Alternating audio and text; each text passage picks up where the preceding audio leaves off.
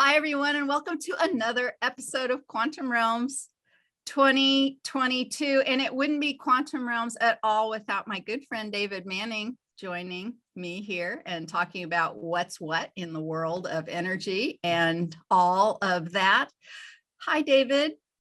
Candice, it's always a delight to connect with you, and it's been a while, isn't it, since we last properly connected. So it's lovely to be here with you and everybody that's listening. Thank you for inviting me. Huh? Oh, you are so welcome, and thank you so much. So, you say that since we properly connected, absolutely in this way, back and forth. But I will tell you, and I know this is sort of the wrong or not usual place to talk about this stuff, website stuff, but I happen to notice because I get your newsletter that not too long ago you reminded people and pointed to a collection of free offering some of the conferences or connecting calls. What do you call them? I'm sorry. I call them teleconferences. Other people Teleconferences. Yeah. webinars or Yeah, whatever. I sure. like webinars, so Yeah. I have a bunch of them free on my website, maybe 20 or 25. Yes, you do. And And you just added some new ones. yeah, I just put another load up there just because they sit on my website, and a lot of people say, "Oh, you should do something. You should make sales." And I'm never that tech savvy and organized, and so it's easier just to make them free. And I like that people can access them. At some point, I will bundle them and say, "Okay, if you're dealing with this, these couple of teleconferences would be a real help," and make them. I will get round to doing that at some point. I would rather spend time on the beach, to be Oh, honest. sure. Sure. Well, than do that. so even though you and I haven't connected this way, I will tell you that I have sat in some of those repeated teleconferences, at least a couple of them lately. And interestingly enough, because I'm like, I remember when I listened to this the first time, or I listened to this one when it was live. And wow, yes, I could really stand to listen to this again today. And so I've really felt like I've been quite connected to you even though you're so far away, but there's something about your energy stream that comes down from wherever it comes down from and interfaces with the physical here on the planet that I really connect with. And we were chatting about that just a little bit before we got started today. Some big things and shifts have happened with you lately. And well, I don't know if it matches our theme of power, integrity, or truth, but I'm going to hand it all to you. What's what these days, David? I think everybody is going through big shifts. I mean, it's become a cliche now to say, the energies are intense or they keep building because they just, Right? and a lot of people are feeling that we are heading towards something. It does seem that way, but I wouldn't like to put my money on when or what it is we're heading towards. I really don't know. What I can say for myself, and thank you for what you say about the stream of energy. I think that's another thing that's really becoming, well, it's part of the shift we're going through, is that we are all recognizing we are non-local, if you like, that our energy can be anywhere across the planet, wherever we are thinking and focusing and directing, our energy can be there. And we are experiencing that much, much more tangibly now. And this is simply an aspect of our multidimensionality. It's always been so. But now, really, the energies that are pervading and immersing the planet and us are really supporting that extension and that connection of ourselves, because we are, and I remember maybe some years ago now, I don't know, doing some energy work with you and seeing your field expanding and covering more or less the whole of your state. And I know that a lot of us are acting as placeholders, in a sense, grounding huge streams of energy for large regions of the planet. And this happens largely unconsciously. We're not aware of that going on. Sometimes we are. I'm aware that I was moved from London to the place I am to do that here rather than in London. But that's part of this multidimensionality we're becoming much, much more cognizant of, that we know we're here to do this and to support the shift in that way. And everybody is supporting the shift. And a lot of people who aren't conscious at all of working energetically, who have no interest in this sort of stuff, are involved in doing it at that level. It's a soul choice, it's a soul activation. And if you talk to them about it at a personality level, they think you were talking complete rubbish, but it's happening nonetheless. And I think this is a really exciting part of the energetics of the moment, which is why I think my guidance is always pay attention to the energetics, not what seems to be playing out in 3D reality, not what your news stories are telling you. And I'm not saying take no notice of that. I think it's useful to pay attention at that level, but not give ourselves to it so that we're completely taken over by it, because it is now really important, the choices we make of where we place our attention, where we focus ourselves. Because I was in London a couple of weeks ago, and I was very aware that it was as if I was walking around in streets full of zombies, in effect, because a lot of people were totally plugged into that level of reality. Their phones, their screens, the news, just the day-to-day humdrum existence. There's nothing wrong with that. It is a choice, but we end up feeding with our vital energy that is grace itself, that is life force. We give our life force over to those systems because they plug into us and we plug into them, and we end up being run by those energies. And you can see a lot of people, literally, they look to me like zombies because they're sort of like The Walking Dead, a bit soulless. And this sounds horrible. I think there is still opportunity for people to emerge from that, to awaken from that. But we really are now in a time of the sorting of the wheat from the chaff. And this has been shown to me over and over again over the years, that this time is literally so important that we make clear, conscious choices about what we're doing with our time, with our energy, with our focus, And so I would say, don't believe everything that we're being shown by the news and by our media, because it isn't. These are very manufactured and manipulated stories. I'm not saying there isn't an element of truth in them too, but truth, what I've come to realize over the years, is that truth is really an internal resource. It's an energy field. And it's a decision that each of us has to make as to what we are aligned to. And if we are willing to see some shocking, painful things about ourselves, that's part of the process of living in truth, is that you're willing to see all of the lies and distortions we've told ourselves and have those fall away.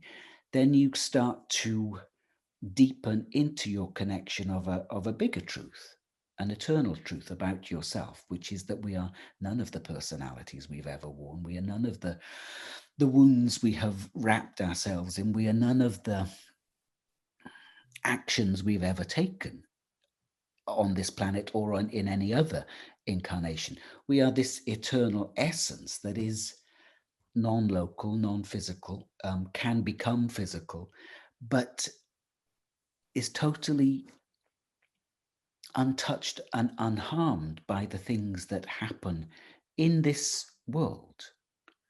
And often we choose to believe we have been harmed, and we carry issues from one life to another. But as soon as that issue is reconciled and forgiven, it falls away. So we know it too is an illusion. There is no real harm. it falls away as soon as we make the choice to let it go. And that's the same for everything. I know from my experience, I've had what we could term a challenging childhood. I carried those wounds, I lived those wounds. And then it took a while because I was working this 30 years ago and things were moving a bit slower then. But as I have stepped out of those wounded identities, you look back and think, shit, that really was an illusion that I wrapped myself in. I chose to believe. And there's a lot of learning in that. There's a lot of experience. And, it's a very rich experience. And it certainly enables me to help extend a hand to others that are caught up, entangled in their wounds. But the truth is they're not real. The truth is our eternal essence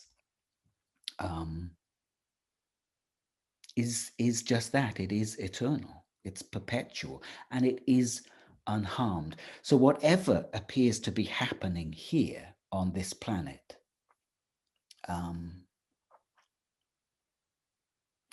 don't buy into it. Recognize each of us, even the sleeping masses. And maybe there are no such thing as sleeping masses, to be honest. There are just choices we've made. But everybody here is that eternal essence. And we're all choosing roles to play and games to move in and out of. And I think what becomes more and more clear is that it's now really important to disengage the emotion from the game and recognize, oh, we came here with something to do. We came here to work with energy, to claim this planet back, as it were, to take it back into fields of light rather than fields of darkness. And I have no idea, this is, if it's all a game, I have no idea how this is going to play out. But I do know that many, many of us came here with an agenda, with a remit, in a sense. And the more I remember that and live from that, but play it as a game rather than I'm deeply invested in them against us, recognizing that I have been on that other side in other times. I have built some of the platforms and made some of the rules that have kept us confined. I know that. And that's why I can help in the dismantling of some of those rules. But, we have all moved back and forth on the playing field, and we needn't take it as seriously, and remember that whatever happens, nobody ever dies. That's a truth. That's and that's a power to remember and live from that, because then automatically you have more courage, in a sense, and more calmness, more stillness, because it's that it's not really going to impact. Does that make sense? Yeah, oh gosh, it all makes sense. I could just sit here and just listen. I have had, I've had multiple thoughts while you're talking, but I'm going to bring it to this one. I hope it doesn't put you on the spot, but I'm going to ask anyway, because it's something that I think about. So this thing, that's been happening worldwide, it's not that chaos, control, and, setups is the word that just came to me. It's not like we haven't been as humans set up before, but typically it's been mostly pockets, this pocket of people, that pocket of people, maybe an entire planet set up, but not in a way that's so in your face. That seems to be happening right now, worldwide. But my question is, as you feel the energy, as I feel the energy, and like you said, you've come here to do something. I love you just said to claim or reclaim this planet. I'm wondering the chicken and egg question, right? Are we feeling it? Are we feeling some of this and some of the energies, and is some of this happening because we've grown and expanded, or has all of that kind of always been there first and then we've caught up to it? Which one was it? right? Which one? And maybe it's both, but have you pondered some of that? Like, Yeah, I think it's both. Um, I think this level of corruption has been going on the planet for a long, long time, and we just haven't seen it, or we've chosen not to see it, because when you look, it's really fairly obvious. I have memories of working as a sound healer in a temple in Egypt. And I was in a female body in that life. So I was a priestess. And the technologies that we were working with were secret. They weren't given out to the general population because they were powerful. And the hierarchy of the temple wanted to keep it that way. I thought they should be made more freely available. But I could see that the hierarchy of the temple was already quite corrupt. It was going downhill. And there was some sort of disagreement, and I was cursed and killed, and my throat was closed, or there was a lot happened in my throat. And part of the awakening of this, and it happened after I did my first teleconference, which was the first teleconference I ever did publicly, was about the burning of the witches, which was another element of another big collective scar placed into the collective field of humanity to lock people down, to make them very frightened of accepting the fact that, we are multidimensional.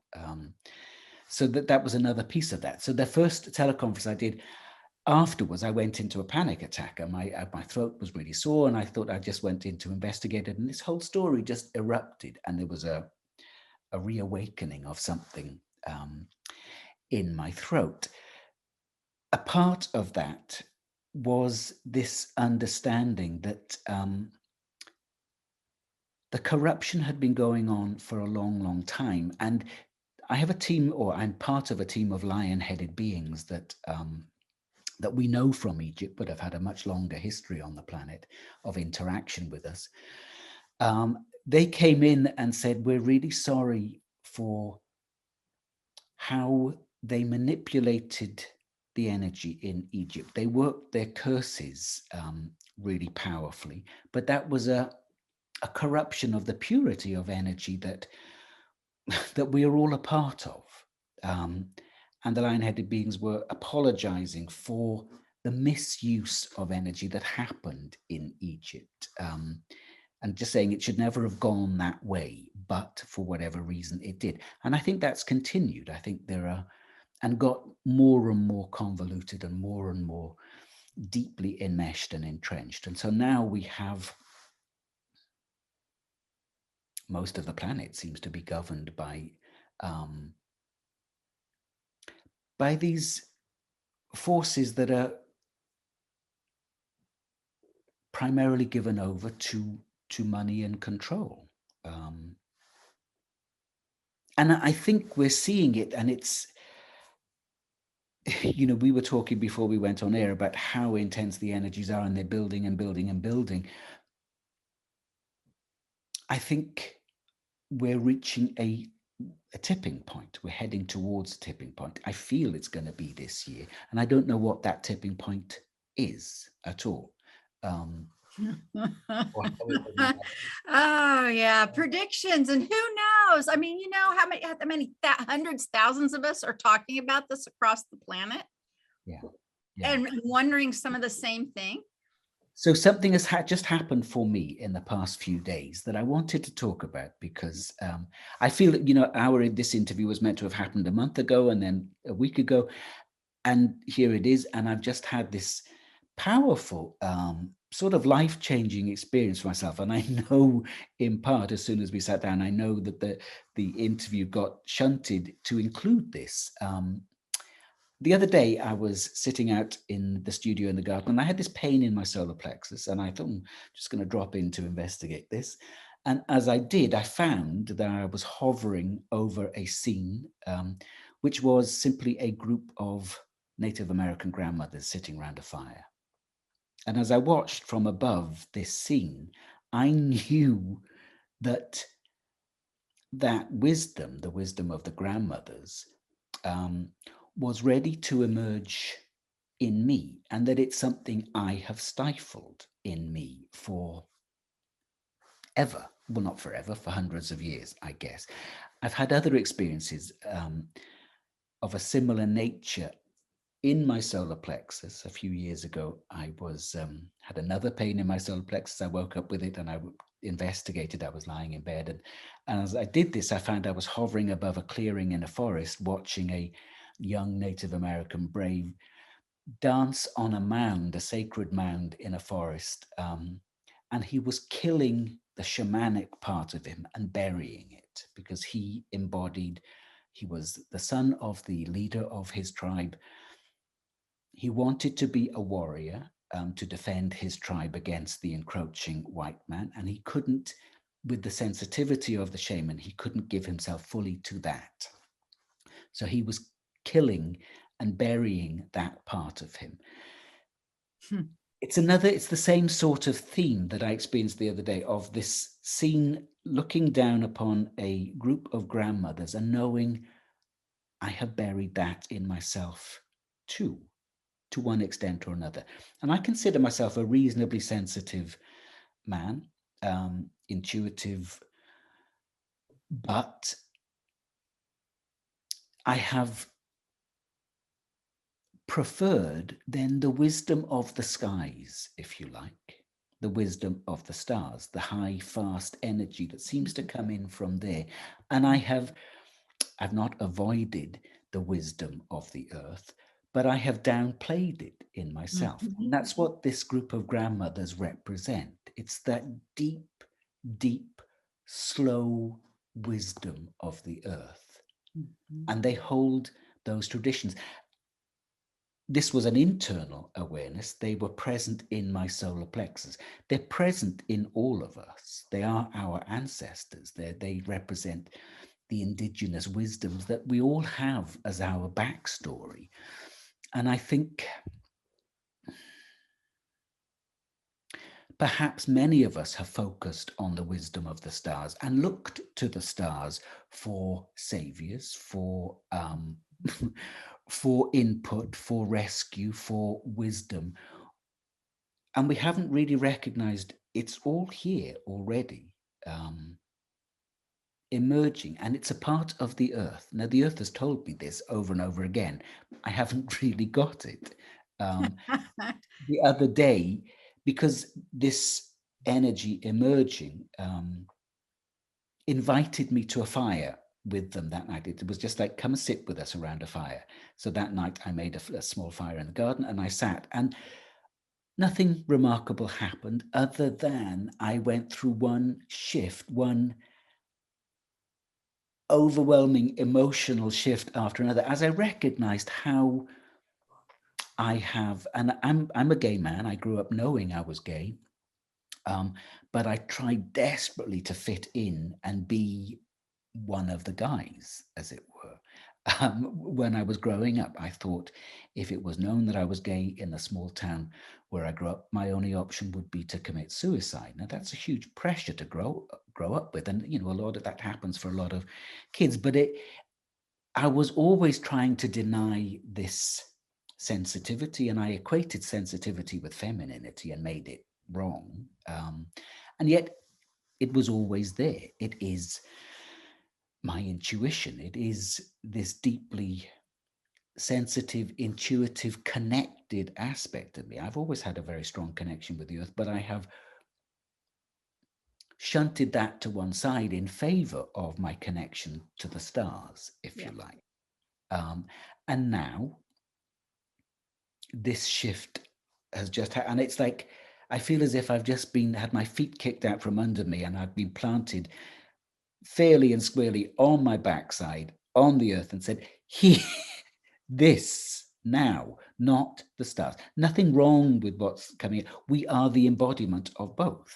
We are the marriage of heaven and earth, but one can't have precedence over the other. And of course, I'm not saying my story is true for everybody. There'll be many people listening who have paid much, much more attention to their connection to the earth and to those wisdoms. But for me, it's time to turn it around a bit and drop in much more deeply to the earth and work from that perspective to integrate the wisdom of the grandmothers, which runs at a slower pace, in a sense, and that, because it's developed over long periods of time.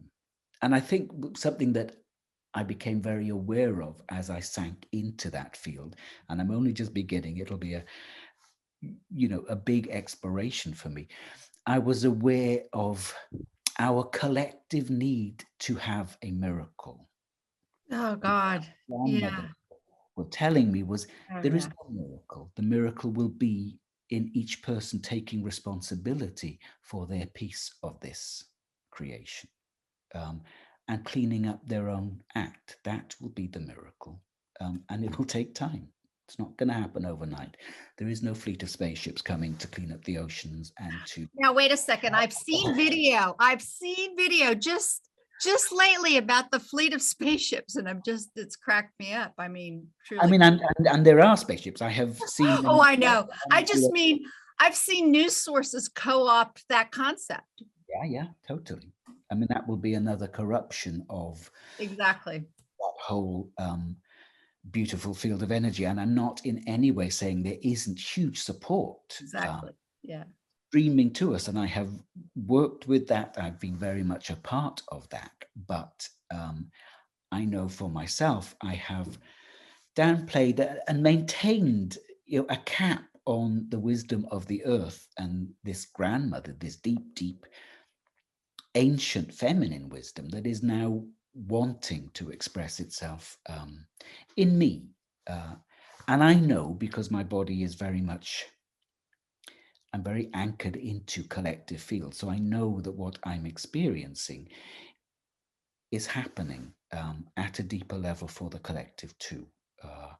So a lot of people have been talking for a long time about, the goddess energy coming back and all of that. This isn't goddess energy. This is our own innate human wisdom emerging as a different stream, perhaps, than we have been focused on up till now. Of course, this will run a little bit in the future, but just yesterday, and we're still dealing with it, we did pasture and brush burning here at the farm. I saw the photographs on Facebook, yeah. And one of the moments I had was standing with hose in hand, not far from my home, which is not far from where I have a stone circle, and people have heard me possibly describe why that's marked that way, but it was very much connected to deep indigenous memories and a supernormal experience that I had. Gosh, I guess it's been 11 years now, or 11 or 12 years now. But I'm watching, and the grass is cut short now. There's big, tall grass that was blowing up with big fire, but the fire that was coming up to this circle, I was all by myself while the fire was coming that way. The dudes on their four-wheelers were dealing with the big fires, and I near the house watching Dad, and with the garden hose, and keeping the flames at bay from the fence and the actual structures. But it's funny, a lot of people don't really realize this. We do this on purpose here in the plains for a lot of different reasons. The planet itself sends fires for its own sort of cleanup and transmutation, and sometimes some of the most horrific, out of control fires that we've known and dealt with as humans has been because we've suppressed them for so long in certain places. And then when it does go up, man, does it go up. So some of that is what's going on here, some of the cleanup. But of course, as I ponder everything, I'm pondering this fire as it's coming, and it's coming up onto this stone circle, right? And I'm really thinking about the energy, and I'm watching the fire going around all of those stones and remembering and reliving my incredible connection to this place on the planet, which I know when I had that and a couple other things that happened here, it was like, no, you must be, yes, you stay right here. You stay here. You are here. This is the place you need to be. And I'm watching the fire come across that circle, and I've not seen that before. The fire hasn't come to that part of the pasture before for a couple of reasons. So this was the first time that we've had fire march across that circle. And I was mesmerized by it, absolutely mesmerized. And of course, my memories were combining with remembering the visions and everything that happened, which, it was so much about the space on the land, and so much about the native indigenous people. And it was so much about the transmutation and the alchemical power of fire. And as you were talking, it's so beautiful, because it's like, well, here's another reason that all of this has played up till to just today, because as I'm watching that and I'm thinking about fire is actually, yes, fire is an energy, but I was considering, or you might say, imagining fire as like this being, and I was thinking some of the things that you're talking about too. I mean, even in my own healing work, even with BQH and other quantum healing, so often we ask for the healing this way. And it's been just lately that I'm like, you know what? We do it back and forth too, but right now I'm really seeing, imagining, and concentrating on the golden, earthy base level, if you're thinking about music tones coming up from the planet this way for our support. And some of, and I'm getting kind of goosebumps right now thinking about it, because you're talking about being in a circle with grandmothers and fire. And I'm thinking of all of what I was watching yesterday and having my own experience just yesterday with the stone circles and the fire, and really thinking about the planet. And when I'm most challenged by circumstance and life and everything is going, it's when I haven't been able to be outside. It's just as simple as that. And when I get outside, not only am I connected more to the physical and the earth, I get away from not only the devices, but even the grid, the electrical grid that's in our homes. I know that I'm becoming, I have been always, but I'm more and more sensitive to it.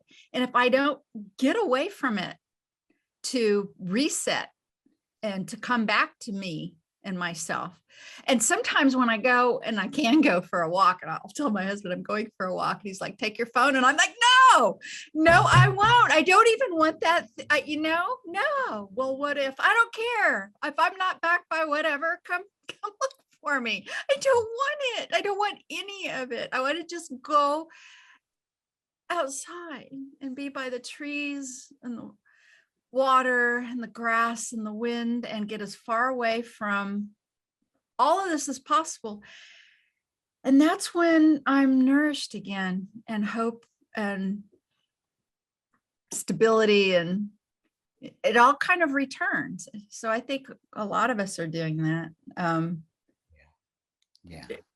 And I think that thing of giving ourselves time away from the electronic frequencies is a really important thing, because those frequencies, we are electrical beings, and those frequencies will take up more and more space in our field if we allow them to, if we invite them in. And there are all sorts of stories about, implants and chips, and which will invite more and more and hook us up to more and more of those frequencies. And there's a big movement now into transhumanism, the story of we will be better if we have, if we're able to move computers or operate computers with our thoughts and bionic limbs and all of this sort of thing. Of course, there is always benefit if you're paralyzed. Nothing more wonderful than to be able to walk again. But this is being sold again as a very attractive proposition at the time when we are just starting to awaken to the potential that we have disconnected from for a long time. And so again, I would just recommend people to be really aware of the push now into, what is it? Elon Musk is going to be arraying 40,000 satellites around the planet, so there will be no place on the surface of the earth that isn't bathed in 5G and other frequencies. That's dreadful. I think that's just a horrible, because that creates a cage, a frequency cage, Sure. that there'd be no place where we're able to defend against that. I mean, maybe you can create a Faraday cage that does block that. I'm not entirely sure, but it's a horrible idea. That for me, it instinctively, my whole system shrieks a bit at that idea. So yeah, I think it's lovely to be able to walk away and not be contactable too. That's Right. because it wasn't that long ago when if somebody phoned and you were out, then they phoned again later on. Right. We weren't on call all the time. Yeah. That's not good for our system either, to be Yeah. constantly on call. Yeah. On call to nature instead, like you say. It's the deepest healing resource, and our body is nature. This is, again, there are all sorts of upgrades, I think, possible, and all sorts of DNA activations. And, I've offered those, I've participated in them, and yes, I think they're real. But a lot of that comes from the earth, because the whole of the earth is being upgraded by these frequencies. I think the whole of the solar system, possibly the whole of our galaxy, is being Right. upgraded. It's not just us going through this upgrade. And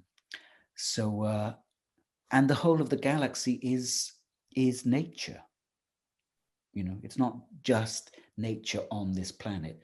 The whole of the galaxy is nature. It's held in this vast cosmic force that is a feminine force. It's like, even as I'm saying it, I can see our galaxy as, the pregnant belly of a vast, vast cosmic mother. So it's all nature, and we are intrinsically and intimately a part of that. So while you're talking, I'm thinking about this concept of integrity, and I'm thinking about this idea being, well, physically, connected to your integrity, right?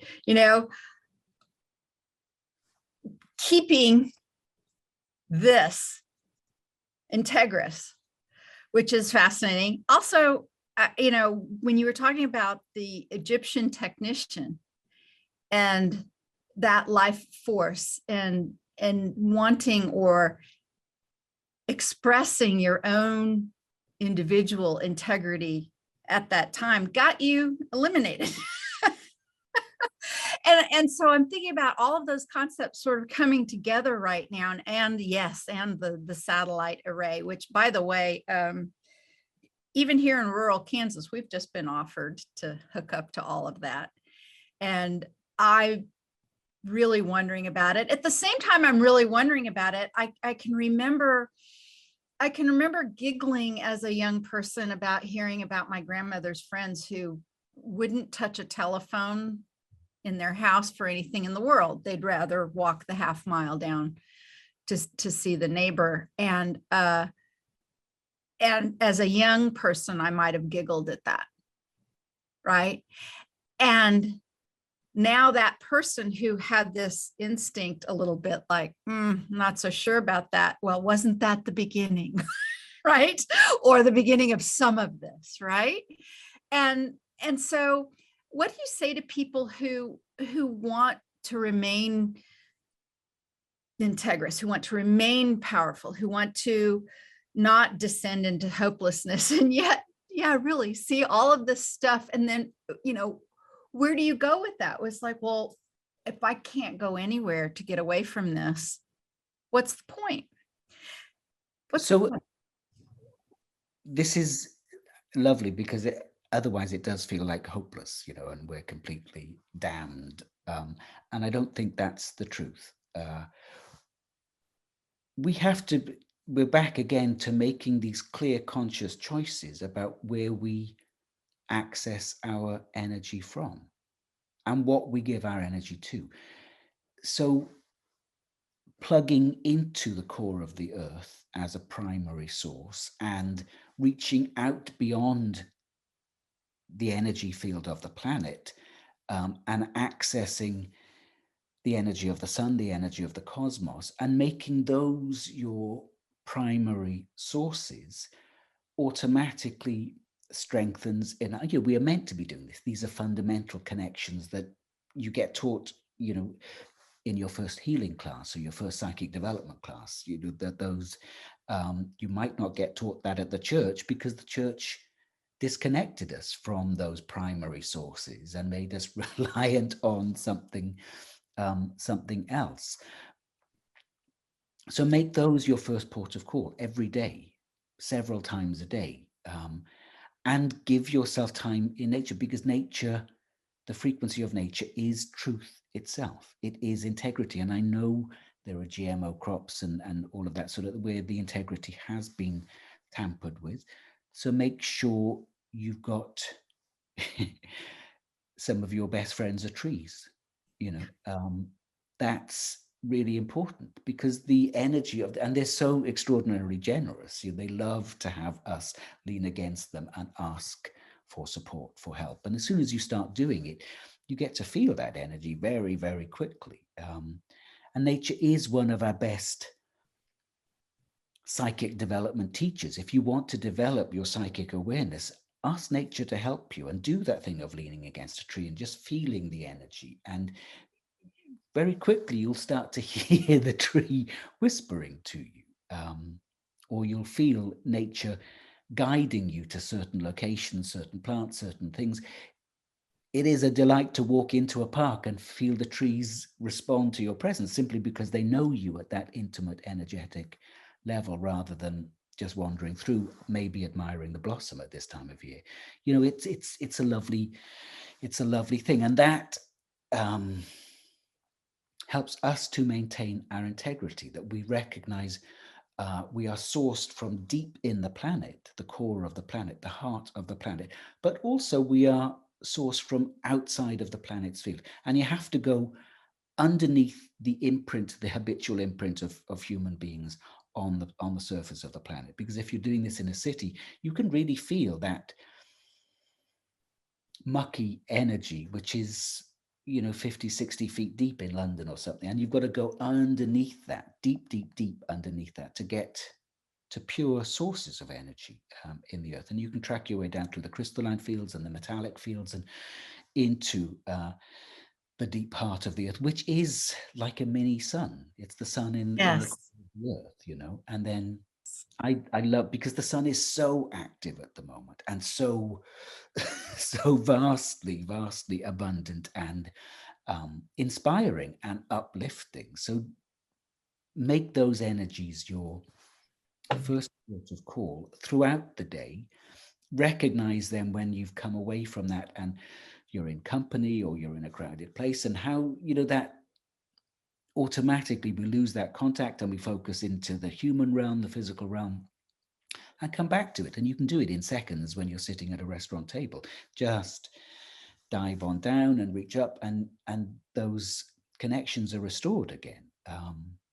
And it automatically protects you. And I don't like to use the word protect because it automatically gives a sense of fear and vulnerability, but it just strengthens your field and helps you to be whole again, rather than impinged upon and drained a bit by all of the, you can't go anywhere now without there being 27 different cell phones and Wi-Fi and all sorts of things, and that does have an impact. It really does. So nature is the best medicine in that sense, I think. The earth and the heavens, truly. And it's always useful for me to remember that the word integrity and integrate are the same thing. So Yes. always important to integrate. To David, work on your own integration, I've got the best story to tell you. And part of me is wondering, did I tell you this already? And I don't think so. So maybe pretend I didn't tell you this already. I'd be surprised. It's fairly recent, so I don't think I told you, but sometimes I have, you and I don't talk all that often, but sometimes I have imaginary, maybe conversations with you, or maybe on this other level anyway. I had the luxury of being able to take a walk before an intuitive session that I had just a little while ago. And one of the things that I have done is we have hundreds, maybe thousands of trees. I know we live on the prairie, but we have lots and lots of trees here. I promise. They're the different kinds of prairie trees, but there's lots of oaks and elms and something called Osage orange.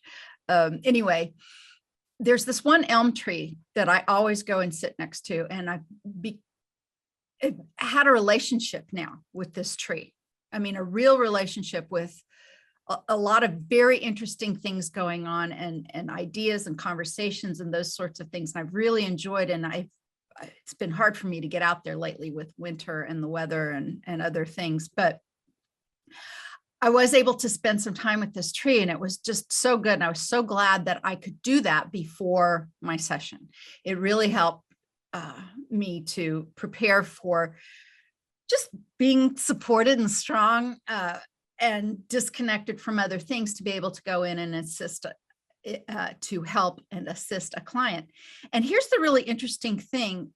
The part about some of the information, some of the wisdom, some of the ideas that had come from the tree, it just stayed so close to me while I'm talking to this person. And it almost became overwhelming.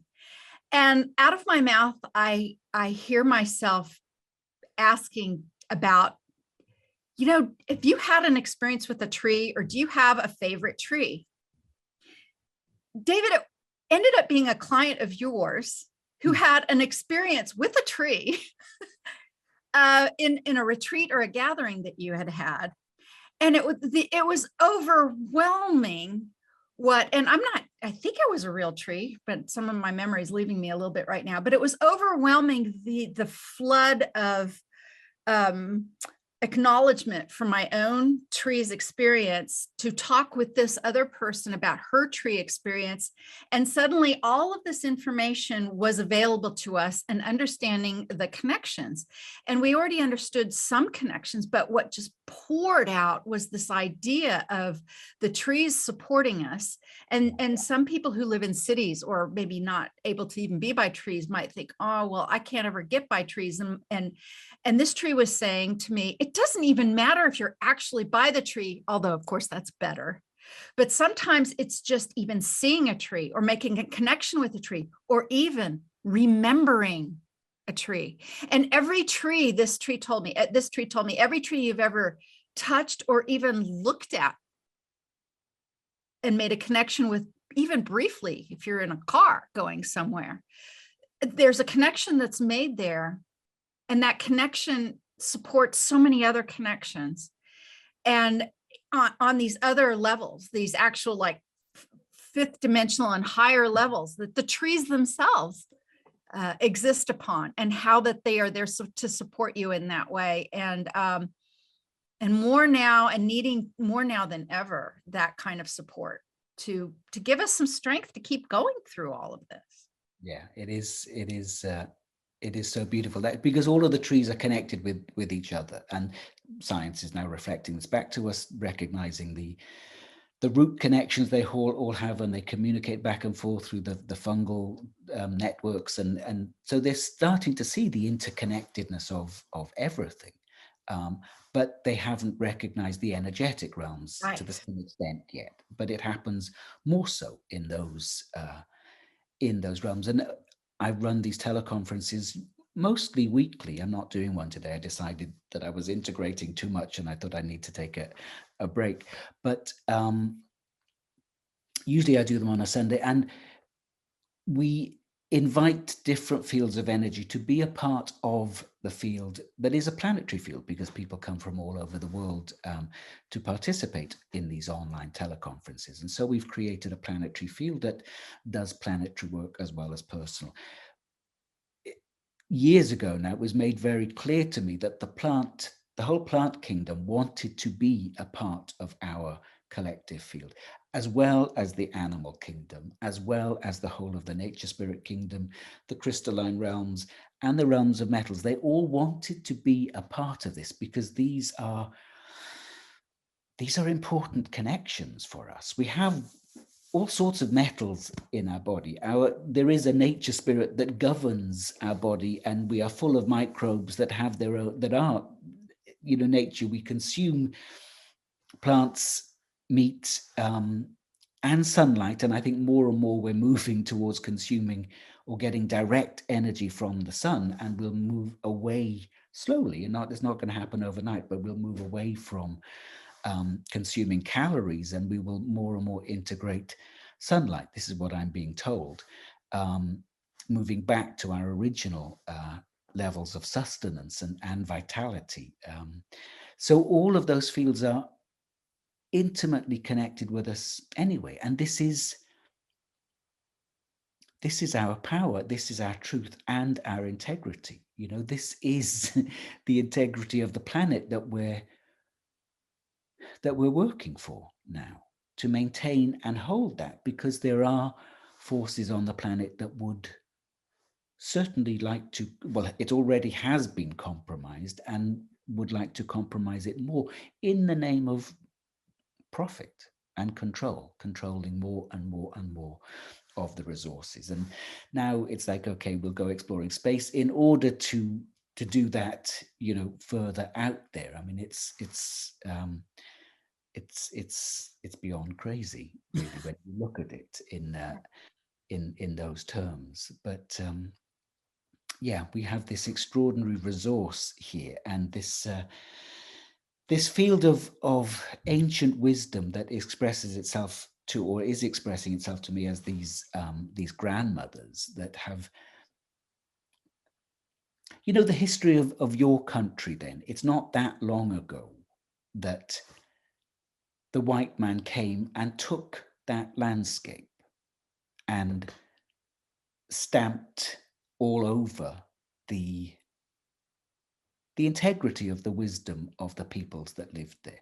And that's happened all over Europe. The Romans marched out and killed the Celts and the Druids and brought Christianity, and that happened 1,000 years ago here. So yours is recent. And when I've been to the USA on quite a few occasions, and you can feel that energy is very, very present in the landscape. The wisdom of the human interaction with nature is present in many places, because you have vast landscapes that are relatively undisturbed. We don't have that here. But I think because it's so recent, and because your nation represents, in a sense, to the planet, the epitome of capitalism, in a sense, capitalism run amok. It's the most recent example of the suppression of that wisdom, and where that takes us, how far that takes us down that other route, away from what is natural, into being purely commercially driven. And so I think this emerging field of wisdom that is the wisdom of the grandmothers, then it's the wisdom of the feminine, but it's the old wisdom of the feminine, in a sense. It's it's that slow moving. It will return us to those deeper rhythms of life on this planet, and remind us that things take time, and nature has its own way of doing things, and that we have to pay attention to that. Otherwise, there'll be a mighty cost to pay, and I think we're in that place now, so I think it's really, really interesting times with what is happening on the planet, what's coming from the sun, what's emerging from the earth, and we are the place where all of those forces meet. And that, that feels crazy making and strange, and it can be difficult to balance. But that's our job, is to do that and attempt in some way to make sense of it, so that we can find a way forward. And it's always back to the same old tools, isn't it? Stillness and quiet and nature and the breath, because in those places we get to hear what our inner voice is saying, what our inner truth is saying. Because if you're taking your directions from the external world, you're going to be lost, really. I love it. You brought it full circle all the way back. And I'm thinking once again of the fires. One of the reasons that we had the fire program here at the farm was a number of years ago, our government tried to helpfully mass plant a certain kind of, it's a little creeping, flowering, terribly invasive now, noxious weed. It native to Japan, actually. It's a weed called circe, and they were like, "Oh, this will be great. It'll support the pheasants, and cattle will eat it. Cattle. This is going to help everybody." So they completely disturbed the natural realm here. They brought that plant over, and the pheasants were sort of okay with it. The cattle would eat it until it grew past 4 inches. And then once it hit 4 inches, it became too woody and unpalatable for the cattle. So now this weed is moving across the midsection of the country, and almost nothing will kill it. Even its seeds are last in the soil 25 years. 25 years. And people have even said fire isn't going to help. And I mean, it's crazy. It's taking over. The only crop we have here really is hay on this particular farm. And that helpful planted by our government weed is destroying. And truly, and they're like, well, you can try this really strong chemical. And I don't want to use the chemicals. But you know what? If that weed takes over my hay field, I'll have to buy hay for my horses from a producer who does use that chemical. So we're trying to be very creative here. And one of the reasons we're trying to do certain timed fires and some spot treatments of different things we're trying.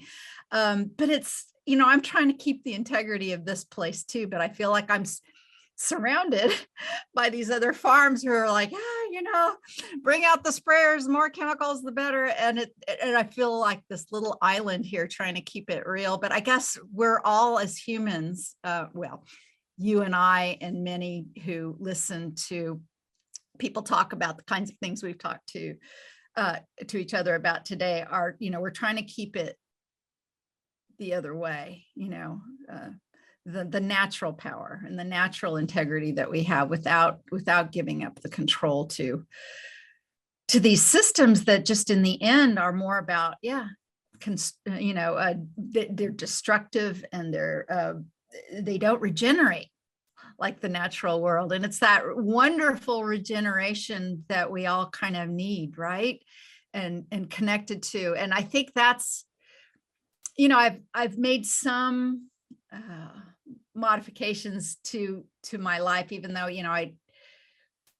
obligations keep me in this house a little more than I might naturally want to be. But one of the things that I have finally managed to set up, David, is an absolute timer that turns off the Wi-Fi stuff at night. And for a long time, my husband didn't want to do that because we've got a couple security cameras out here that run on that. And he's like, those have got to run at night. And I'm like, there's got to be a way. And we've actually figured out a way. So, security systems in play, but the Wi-Fi beams aren't going through this house, at least when we sleep, right? At least when we sleep, so that we can regenerate. And I found that that's made a difference.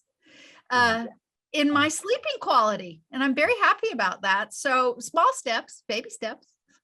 I'm sure. I mean, I live in a house with 4 different apartments in it, all with their own Wi-Fi. The next door house is right up against us, all with their own.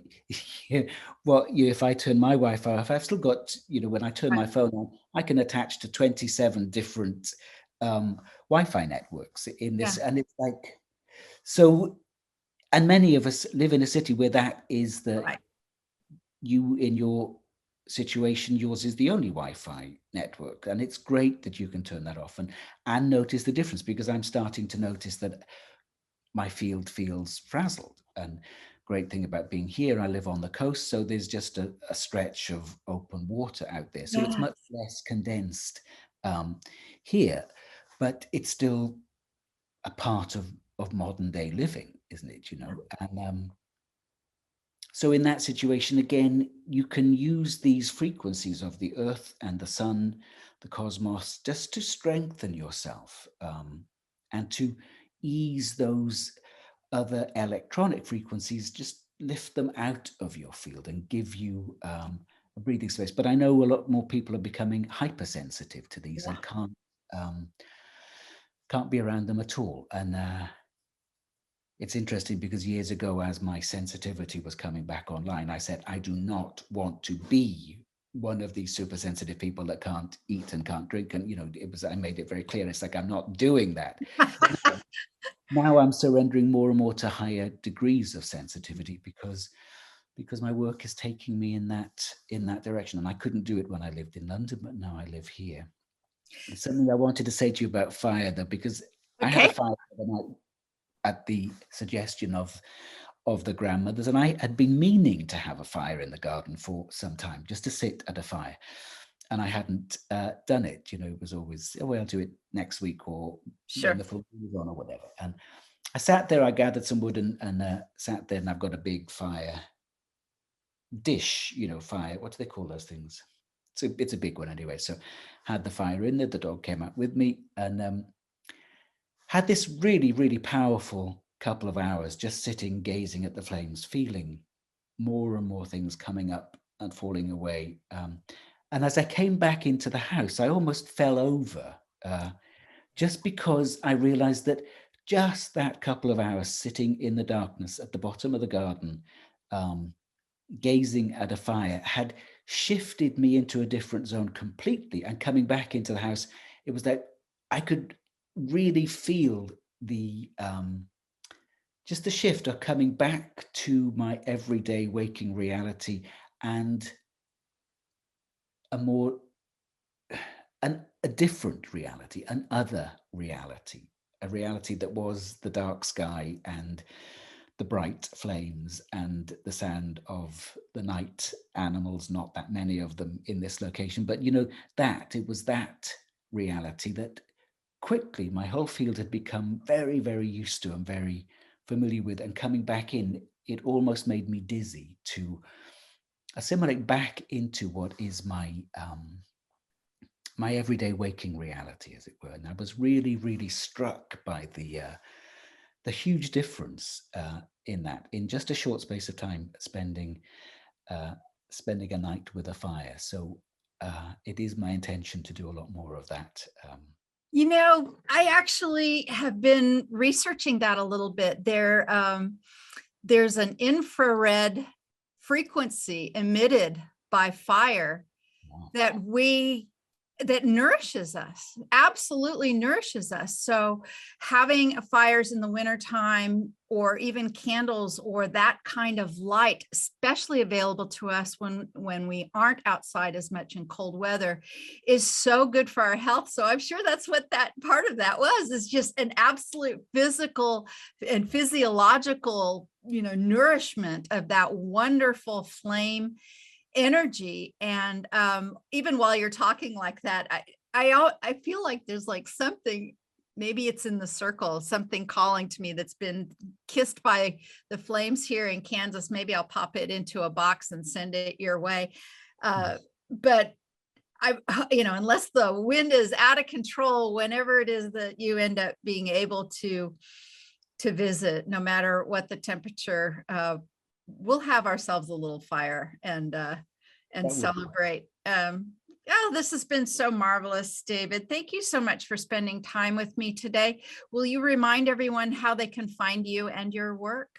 Yeah, my website is www.davidmanningenergywork.com. I have a Facebook page, David Manning, and a YouTube channel, also David Manning. And you know, when you drop into my website, there'll be a little flash thing that comes up to sign up for a newsletter. So if you do that, I send out a lot of newsletters, I have to acknowledge, and probably 2 a week, because I offer a lot of teleconferences. So you can join that list, and I keep you informed as to what I'm experiencing energetically, and how I interpret that, which may or may not work for you, but check it out. It'd be lovely to have you alongside. Yes, it would. And, you know, as wonderful as your beautiful voice and musings and connections are in audio form, I really love reading your words. That's a, you know, it's a different form of energy, and it connects in a different sort of way. And there's almost always a surprising little lift. And, you know, I always go, me too, or that's right, or something about, you know, something about what you are picking up aligns with whatever I'm picking up. I highly recommend all of you listening to sign up for David's newsletters. They're certainly not intrusive and annoying like others could possibly be. All right. I do a writing course, actually, just because I'm feeling a need to write more. And if that, you know, my newsletters get written very, very quickly and just get sent out, usually without even a spell check. Sorry about that.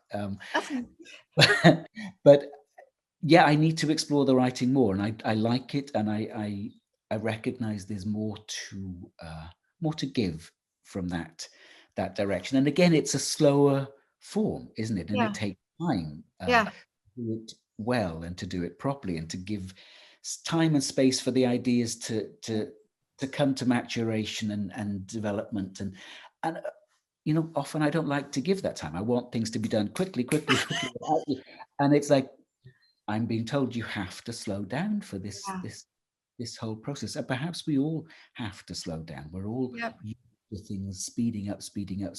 And a counterbalance to that is to take things slowly, because the energy is getting quicker and quicker and quicker. And we are integrating more and more and more on a daily basis. So it's really important that we honor our system, and even just walking at a slower pace and taking time to sit and look at the flowers, look at the trees, look at nature, and look at the flames of a fire or a candle. Yeah. Immersed in that. It's really, really important, because in that quietness and stillness and slowness, an awful lot unfolds within that can't really happen if we're on the daily treadmill. So Well, perfect. Well, thank you so much, David. And for the rest of you, thank you for joining us, and stay tuned for the next episode, Quantum Realms 2022. All right. Bye, everybody. Thanks for joining us. thank you, Candice. I love you, David. Love you too, huh?